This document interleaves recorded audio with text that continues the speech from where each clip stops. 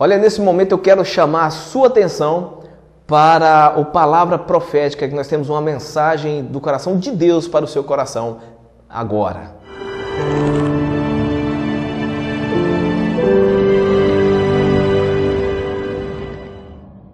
Eu quero começar a palavra profética lendo o texto que se encontra em Lucas, capítulo 18, do versículo 9 até o 14, que diz assim: E disse também essa parábola a uns que confiavam em si mesmos, crendo que eram justos e desprezavam os outros.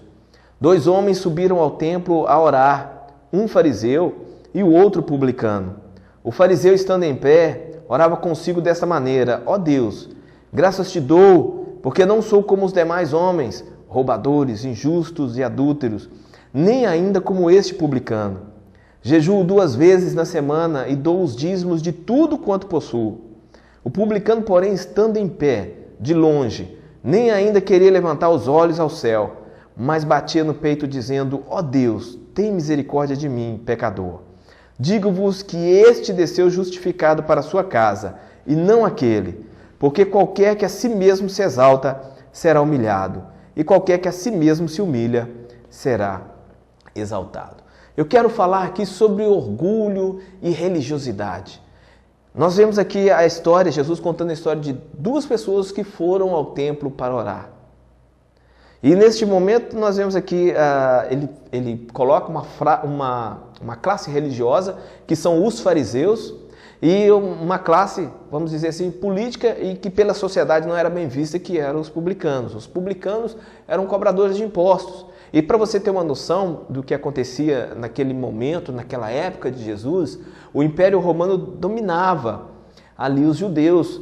Então, ser publicano, ser um cobrador de imposto, era ser tratado como um traidor, porque você era um judeu que cobrava imposto do seu povo e passava para o povo dominante, que eram os romanos. Então, eles eram tidos como traidores, como ladrões, porque eles também ganhavam em cima disso, e uma espécie de X9, vamos dizer assim. Esses 2 homens se encontravam no templo. Os fariseus, a classe dos fariseus, eram aqueles religiosos que seguiam a lei de Moisés à risca, e em cima da lei de Moisés ainda acrescentaram mais um outro tanto de leis para que eles vivessem, vamos dizer assim, entre aspas, santos diante de Deus. E a oração desses homens era a seguinte, né? O fariseu, o religioso, ele agradecia a Deus e ele tinha uma lista muito boa de santidade, né? Ele falava assim: ó Deus, graças te dou, eu não sou como os demais homens, roubadores, injustos e adúlteros. Então ele começou a fazer as suas indiretas em cima daquele publicano que também se encontrava no templo para orar. E ainda acrescentava: jejuo 2 vezes na semana, dou o dízimo de tudo quanto possuo. Era um crente top, vamos dizer assim. E ele olhava, ele comparava a sua religiosidade, a sua santificação, entre aspas, com aquele que se encontrava ali no templo, que era o publicano. E falava assim: eu não sou ainda como esse publicano. Eu queria que você pensasse sobre isso, porque muitas vezes ser religioso não significa que nós agradamos a Deus. Você pode seguir uma leva de leis, você pode seguir uma leva de princípios, mas isso não significa que você está agradando a Deus. Tem muita gente se matando, fazendo coisas para Deus, sem ter Deus no meio, né? Acaba sendo um religioso que não agrade a Deus. Esse fariseu aqui, ele era um religioso que não estava agradando a Deus. Ele se achava o tal, ele se achava melhor que as outras pessoas. E o que ele fazia, tudo aquilo que ele praticava, não chegava a ser como uma oferta suave para Deus. Era uma pessoa orgulhosa, né? E o orgulho religioso, ele acaba matando a vida da pessoa para com Deus. O orgulho religioso mata a nossa vida para com Deus. E isso tem acontecido com muitas pessoas.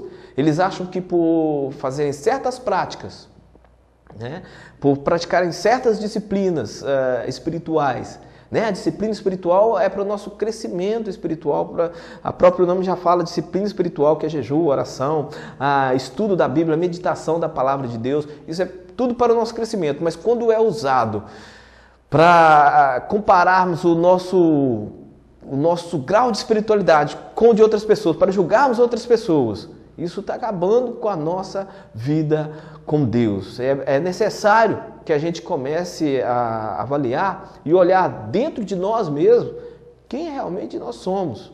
Tem um provérbio que diz assim: antes de você falar da vida de outra pessoa, ou antes de você falar da casa de outra pessoa, né, dê uma volta dentro de si mesmo, dê uma volta dentro da sua casa 7 vezes, né, para você ver se vale a pena falar de outro. É necessário a gente conhecer a nós mesmos.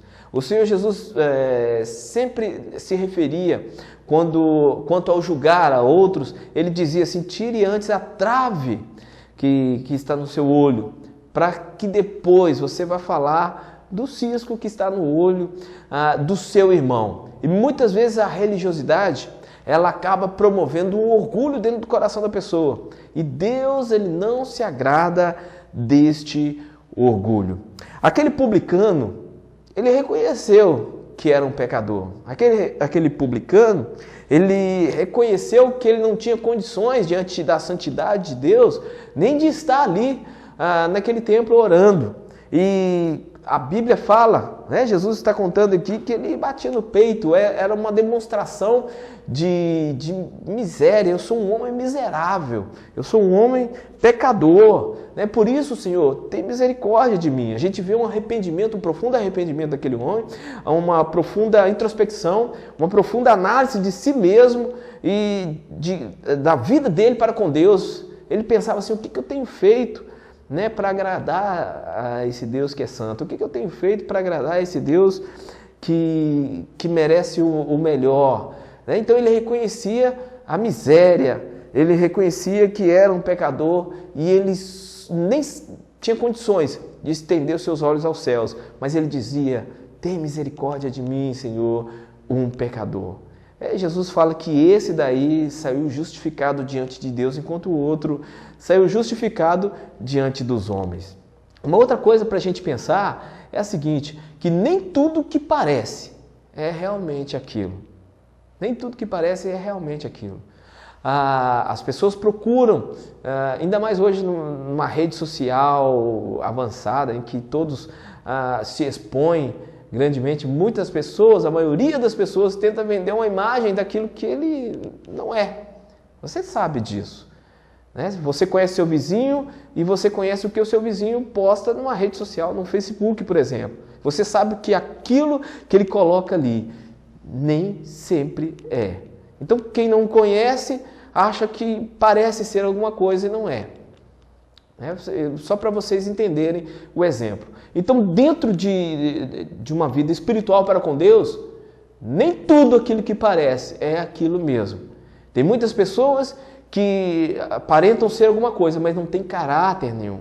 E caráter é aquilo que a pessoa é no oculto, no escondido, longe dos holofotes, longe das redes sociais, longe de todos. É aquilo que Deus está vendo, que Deus está sondando no coração, a motivação, a vontade, por que está fazendo aquilo, por que Ele quer parecer aquilo. Deus conhece o fundo do nosso coração. Então, neste momento, eu queria chamar você a fazer uma análise de si mesmo, olhar para dentro de si, reconhecer quem você é e reconhecer a santidade de Deus. Reconhecer que nós estamos diante da presença de um Deus onipotente, de um Deus onipresente, de um Deus onisciente, quer dizer, um Deus que tem todo o poder, um Deus que está presente, está sempre ao nosso redor, e de um Deus que sonda os nossos corações e sabe realmente qual é a nossa motivação. E deixarmos a religiosidade de lado e buscarmos uma santidade espiritual verdadeira para viver diante daquele que é santo, santo, santo. Então eu quero que você pense nisso nesse programa de hoje.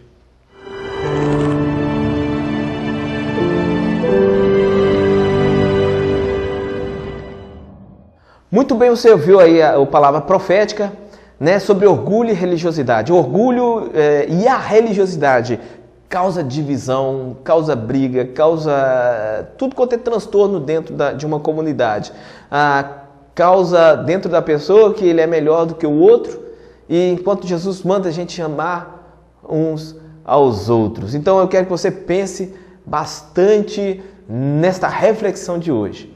Eu quero deixar um agradecimento aqui para o Haroldo, para o Alex, para o Vitor e para o Wellington, que faz parte da equipe técnica da NET Cabo. O programa Propósito de Vida está encerrando aqui hoje. Nós agradecemos a sua audiência, agradecemos de você estar sempre divulgando a nossa programação para outras pessoas e contamos com a sua participação na próxima semana, tá? Se Jesus não voltar, se o Senhor permitir, nós estaremos aqui mais uma vez trazendo os propósitos de Deus para a sua vida. A todos vocês, fiquem na paz de Deus, que o Senhor te abençoe e te guarde, que o Senhor resplandeça o seu rosto sobre ti e te dê uma semana de muita paz, em nome de Jesus.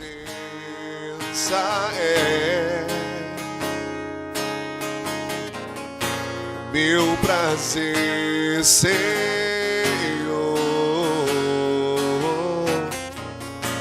eu sei que estás aqui, ó Espírito Santo, toque em meu coração.